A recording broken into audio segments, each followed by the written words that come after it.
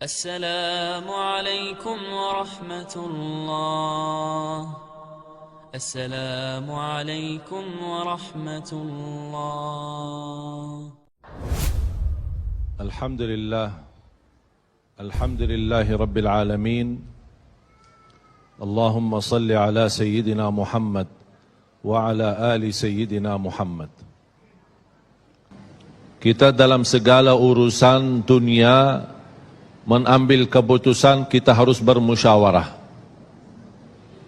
Tapi kalau dalam hal ibadah tidak semestinya bermusyawarah. Artinya kalau kita mau laksanakan kewajiban kita, masa kita bermusyawarah dulu? Allah Subhanahu wa taala memanggilkan kita untuk menunaikan salat kita 5 waktu, tidak perlu dimusyawarahkan. Kalau kita sudah mendengar hayya 'alas salah, hayya 'alal falah, segera tunaikan kewajiban kita. Kalau kita perhatikan dalam Al-Quran, banyak ayat-ayat yang Allah Subhanahu wa taala ikatkan salat dengan zakat, atau bahasa lain salat dengan infak, sebagaimana firman Allah Subhanahu wa taala di suratul Baqarah, dan saya yakin semuanya hafal. A'udzu billahi minasyaitonir rajim.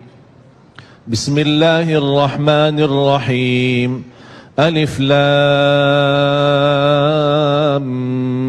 Mim. Dzalikal kitabu la raiba fihi hudan lil muttaqin. Alkitab ini petunjuk bagi siapa? Bagi muttaqin. Dan Allah menjelaskan sifat-sifat mereka. Kalau kita ingin meniru mereka, ingin bergabung bersama mereka, ingin menjadi seperti mereka, ikutilah penjelasan Al-Quran. Siapa sih al-muttaqin ini?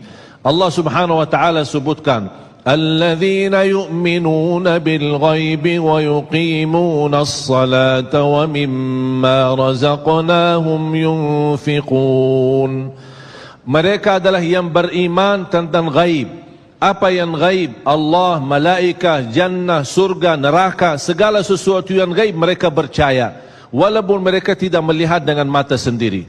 Dan sifat mereka alladzina yuqimuna as-salah. Beda artinya yuqimuna as-salah sama yusallun. Ada orang hanya kerjakan salat, tapi ada orang mendirikan salat.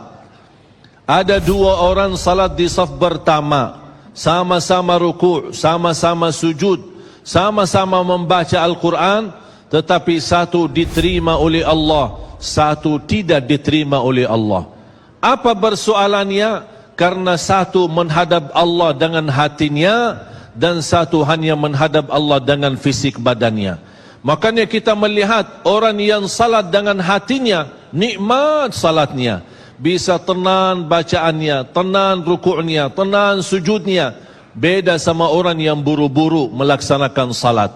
Saya pernah masuk satu masjid, habis saya tahiyatul masjid duduk. Saya melihat seorang baru masuk dan juga tahiyatul masjid. Saya melihat gerakan salatnya, subhanallah, bukan subhanallah, na'udzubillah, luar biasa cepat. Saya hanya menangkapi bacaan gerakan salatnya. Saya baca Al-Fatihah, saya baru selesai waladdallin amin, dengan saya mencuba bagaimana bandingkan bacaan Al-Fatihah dengan salat beliau, dia sudah sampai ke tahiyat, padahal baru saya selesai surat Al-Fatihah. Salat apa ini yang kita kerjakan? Banyak orang-orang berlomba-lomba seolah-olah ada juara. Siapa yang paling cepat selesai salat dapat juara 1. Inilah yang terjadi dalam keadaan kita. Makanya kita merasa tidak nikmat salat kita. Yang kita hanya kejar seminar khusyuk dalam salat, latihan khusyuk dalam salat. Sebenarnya Bapak Ibu biar faham, tidak ada perintah dalam Al-Quran memerintahkan salat yang khusyuk. Tidak ada perintah dari Rasul salat yang khusyuk. Salat khusyuk itu apa? Salat yang khusyuk hasil dari salat yang tenang. Allah perintahkan ketenangan dalam salat. Ar-Rasul SAW memerintahkan ketenangan dalam salat.